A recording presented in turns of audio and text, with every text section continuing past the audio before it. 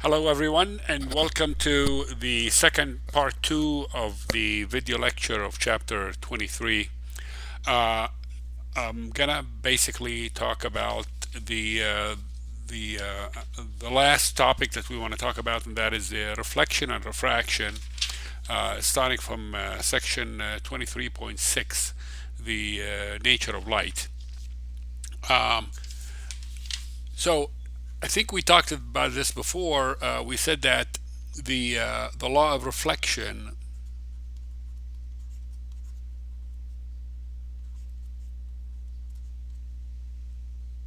means that the if I have a reflective surface and I have a beam of light incident on it in this way, and then it will reflect off in this way in such a way that the angle of incidence, we always measure the, I'm sorry, I can't do this stupid thing. There we go.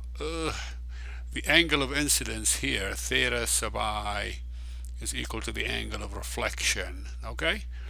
We know that. Another way of seeing it is that if you are in front of a mirror, let's say this is a mirror, and let's say you're standing here you are, and you will see, so this is the object distance, let's call it S, and then this is the image distance, we call it S prime. Another way of seeing that for a plane mirror, the object distance and the image distance are also equal. Okay, that's for a plane mirror.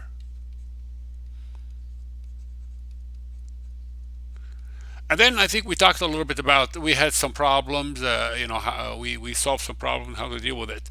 Um, what I want to talk about here is the law of refraction,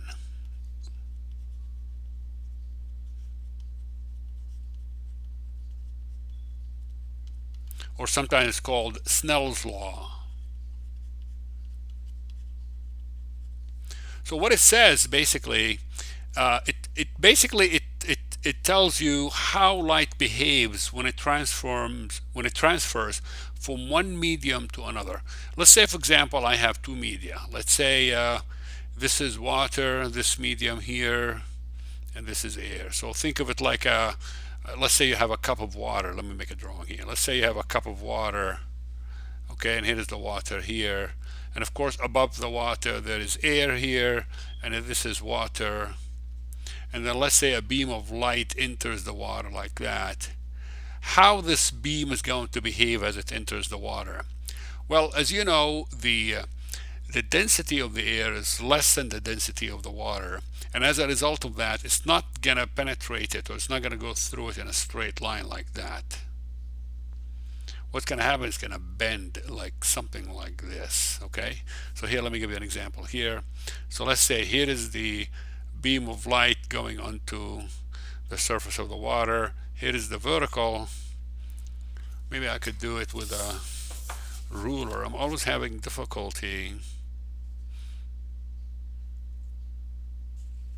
There we go. I'm using a ruler here. And so as it goes in, it's going to be something like that. So this is the angle of refraction, excuse me. Theta sub r, but refraction, okay? And this is the angle of incidence right there, okay? And the way they are related to each other, those two angles, they are related by Snell's law. Basically says n1 sine theta 1 equals n2 sine theta 2. What does that mean? Let's assume that the air is region 1, okay? And the water is region 2. That's the meaning of 1 and 2. The angle of incidence is basically theta 1. So this is basically theta 1, the angle. And then theta 2 is the angle of reflection. You got that so far? Now n1 here, n, we call this the index of refraction. Index of refraction. Sometimes a better term for it would be the optical density. The larger the number, the more dense the object is, okay? And it's basically equal to, this index of refraction is equal to the speed of light in vacuum divided by the speed of light in that medium. For example, the speed of light in vacuum is 3 times 10 to the 8 meter per second. And then you have the speed of light in that medium. Let's say the speed in, say, glass. So if you get that speed, then you divide them by each other, you will get the index of refraction for glass, for example. Okay? Do the same thing, C over V, where C is the in vacuum, this number right here, and let's say V for water, for example. And you will get a number 1.333, so that's for water, and so on, okay? We're not terribly concerned about what is the speed of light in those media. What's important is the ratio of the speed of light in vacuum to the speed of light in that medium that we're dealing with, okay? Then you have a table that you can look up, table 23.1, page 747 for all kind of material, okay? So let me give you an example. Let me go back to this this little diagram that I have drawn here, right there here. So N1 here basically for air, if I'm assuming that region 1 is air, and then N2 is for water. So one way to see that is to say, well, if I look up the table for air, it's just 1. The index of refraction is basically 1. And then the angle of incidence is some number, okay, equal to the index of refraction for water, 1.333 sine whatever that angle. Okay, let me give an example. And that's basically how it works, how Snell's law works. Let me give an example.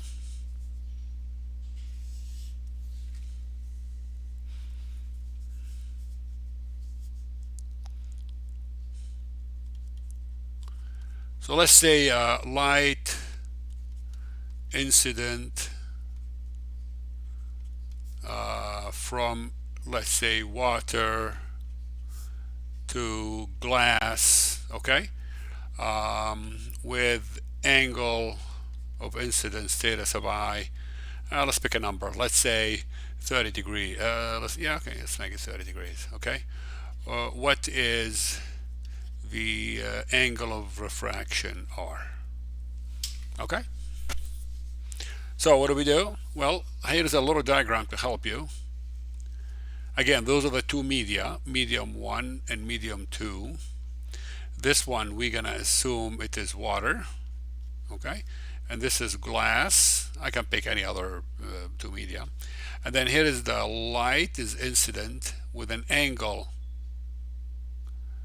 of 30 degrees. This doesn't look like 30, but let's assume it's 30. That's the angle of, this is water. And then it's gonna go in, because glass is optically more dense than water, or more dense, so in this case the angle is going to be smaller, like that, okay? And this is theta sub R, okay? So he wants theta sub R. So the first thing I need to do, I go back to my table 23.1, and I look up for the index of refraction for water is 1.333, and then index of refraction for glass, and I believe there is a bunch of them, different kind of glass. So there is crown glass, flint glass, medium flint, dense flint, and then another one I can't pronounce, lanthanum flint, excuse me, and so on. So let's just say it is crown glass. The crown glass is 1.52, okay? Again, because it's a ratio that doesn't have units, right? Okay. So now we plug it in. So I have N1 sine theta 1 equals N2 sine theta 2. So N1 here for water is 1.333 sine 30 degrees. N2 is 1.52 sine theta sub R. That's what I'm looking for, right? So let me get this number. I'm going to use my calculator. You can do the calculation with me if you want to. So sine 30 is half. Multiply this by 1.333, and that gives me 0.6665. You're going to divide that by 1.52, and I'm going to get, in this case, I'm going to get, in this case, sine theta sub r is equal to 0.438. So therefore, theta sub r, I'm just going to go sine inverse, and that gives me 26 degrees. Okay, and there we go. Got it, guys? Okay. Um, that's basically how it is. The next topic within this section, or actually in another section, it's called the total internal reflection of light. The total internal. I apologize, my neighbor is cutting the grass. I hope this is not too noisy for you. The total internal reflection of light. Okay, what that means is the following. Let me show you. Let's say, for example, and by the way, a total internal reflection of light happens only when light moves from denser to lighter material. Okay, let's say this is water here, and this is air. Okay, and let's say that you shine a beam of light from water into the air. So here is the light coming from the water into the air. Here is the angle of excuse me, the normal. Here's the angle of incidence in this case, right? And we're doing it the opposite. So what's going to happen is that as the light come out, because air is the N for air is less than that for water. So the angle of refraction is going to be greater than angle of incidence. Unlike this one, see this? Here you have the glass is thicker or denser than water. So this one enters with 30, it's going to come out with 26. Okay, but if you do the reverse like this, it's going to go in with 26 and it's going to come out with 30, greater, because it's from denser to lighter. And that's what I'm talking about, okay? So here we have theta sub I, and what's going to happen is going to come out with even a greater angle than this one. It's going to be something like that. I'm exaggerating the way it looks, okay? And there we go. That's the angle of refraction, okay? Now, what will happen if I increase the angle even more here? If I make it even the angle of incidence even greater, okay? So what's going to happen is going to get even closer. It's going to be a bigger angle. At some point, at some certain angle here, the angle of refraction is going to be right on the surface of the water, right there. In other words, the angle is going to be 90 degrees here. Okay? In other words, I'm not going to be able to see the light coming out of it.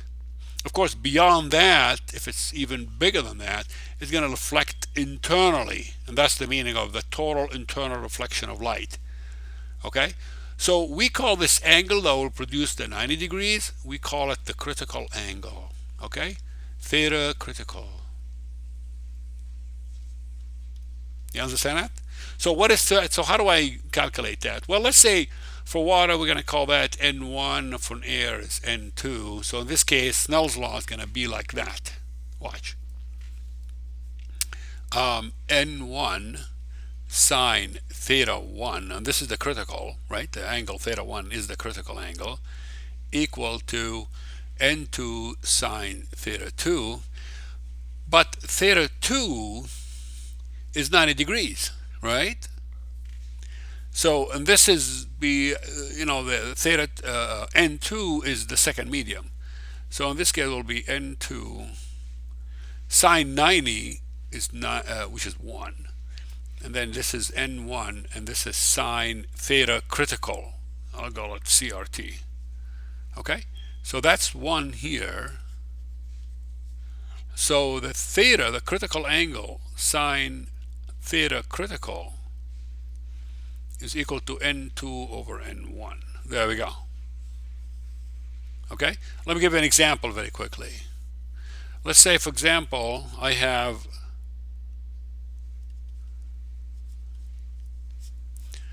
let's say the question is, what is the critical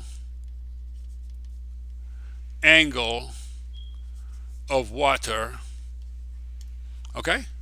let's say from air to water to air.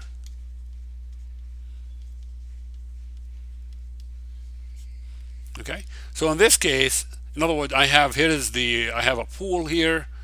Um, Here is air. Here is water,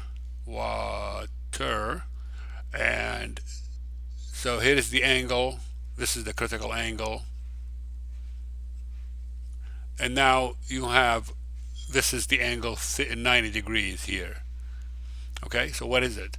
So we go N1, call that N1, water is 1 and air is 2. N1 sine theta critical equals N2 sine 90, which is 1. So N1, which is for water, is 1.333 sine theta critical equals for air is also 1, just like vacuum, approximately. It's actually 1.00003, I think, or something like that. Very, very close to 1. Sine times 1. So basically, sine theta critical is 1 over 1.333. Now I can find with my calculator what is the critical angle. Go ahead and calculate it with me. I think it's 40 something, if I remember correctly. What is it? 1.333. And then I'm going to do inverse sine angle 48. 48.6 degrees. And there we go. This is the critical angle for water. Got it? Okay. That's about it. We're not going to cover polarization, which is section 10. And we're not going to cover Huygens principle, section 11. Okay? Let me go to the problems and maybe do a couple of problems, I believe, from the homework. I want to do problem number 39, okay? I think I found a trick to, there we go, to delete the whole page. There we go. Okay, I want to do problems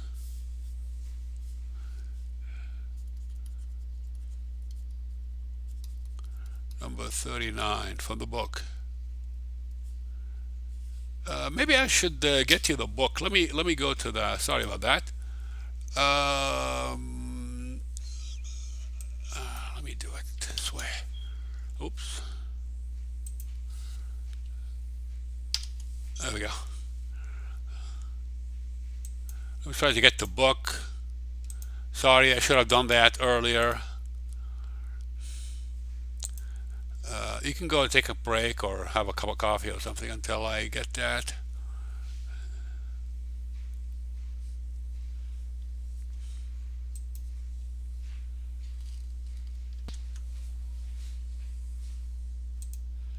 Okay. I paused the video for a sec just to get the problem. The problem that I want to work on is right here, number 39. Let's read it together. It says, height of your eyes above the water is 1.75, are standing 2 meters from the edge of a 2.5 meter deep swimming pool. So here you are, that's a guy, right? Height 1.75, and this guy is standing from the edge of the pool 2 meters away, okay? You notice that you barely see your cell phone right there, which went missing a few minutes before on the bottom of the pool. How far from the side of the pool is your cell phone is? So basically he wants to know what is this distance right here, okay? Got it? So let me make a little diagram of this thing. I'll put this problem on the side like that. And I think it's my my boy who's doing the mowing here. Maybe I need to tell him to stop until I finish my video. Okay, so here's a picture of what we're seeing.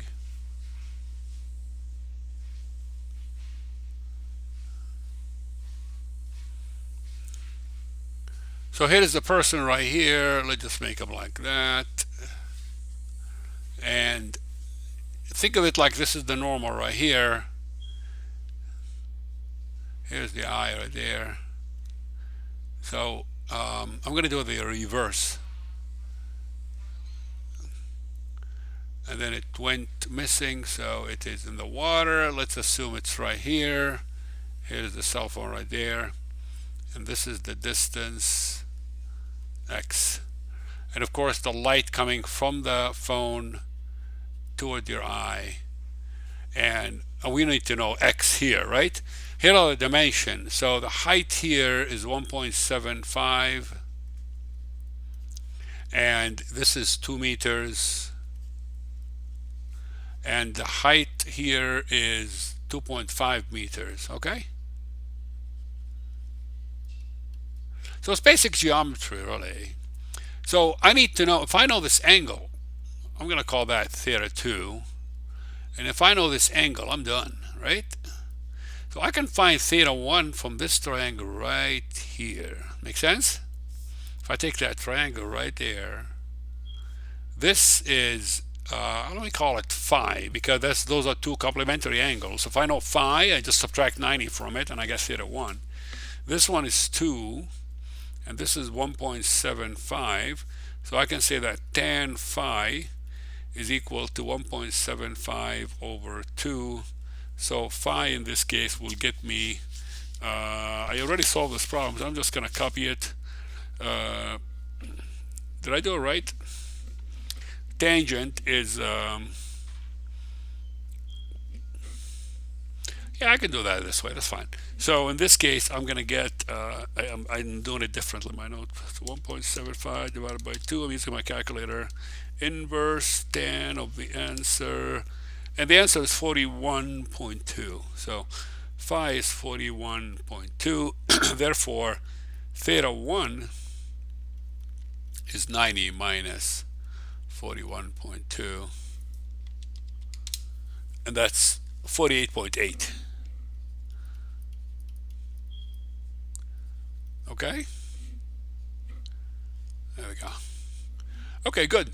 So now I know this angle. So now I can use Snell's law to get theta 2. Make sense? So if I call the region, so I have n2 sine theta 2, it's okay, equal n1 sine theta 1. Now the area 2 is here, and this is water, of course, right? So I know the index of refraction, 1.333 sine theta 2, that's what I'm looking for. N1 is air, is just 1. Sine theta, I'm sorry, that's sine theta 1, right? Sine theta 1 is that, 48.8. And then I would solve for sine theta 2. And that gives me, so I have sine 48.8. And then I have 1.33 divided by the answer. It gives me 1.7. And if I work it out, let me just, if I work it out, theta 2 will give me, I will get it to be 34.37. 37. Is that okay? Let me make sure I did it correctly. Sine 48. So that will be sine 48.8. Sorry about that. Let me just do it. I want to make sure I'm not giving you wrong information. And then inverse sine of the answer. 30. Yes, this is correct. Okay, so there we go. So now I have a new triangle. So with this in mind, now I'm going to draw this triangle again here. So in this case, I have something like that. Here is how the triangle looks like, where I'm trying to find x, and now I have this angle, 34.37, and I have this leg, which is 2.5. That becomes easy, right? So you just basically use tan. So tan 34.37 is equal to x over 2.5. So therefore x equal to, you multiply 2.5 times tan 34.37, and when you multiply that, you will basically get the answer. I don't know if I have the answer or not. Let me calculate that. So we have here um, 1034.37, multiply this by 2.5. Answer. So how far is the cell phone? According to my answer is 1.7. Whoops, 1.7. I'm sorry.